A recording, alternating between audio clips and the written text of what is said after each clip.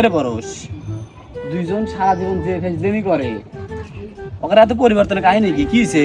জানেন না ভাই, আমাদের 26 তারিখ থেকে পরীক্ষা। পরীক্ষা? হ্যাঁ। ও এই জন্য এই পরিবর্তন। আচ্ছা আসুক, কথা কই, এবার আসুক।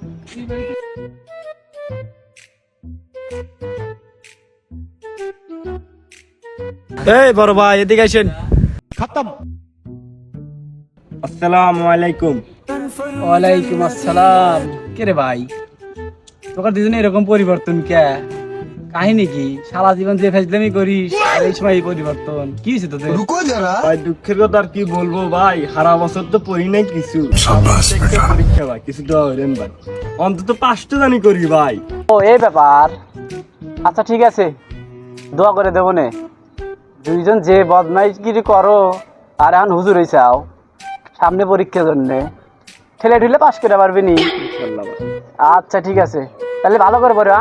যাও নামাজে যাও, ভালো করে নামাজ পড়ো, দোয়া করে দেবো না।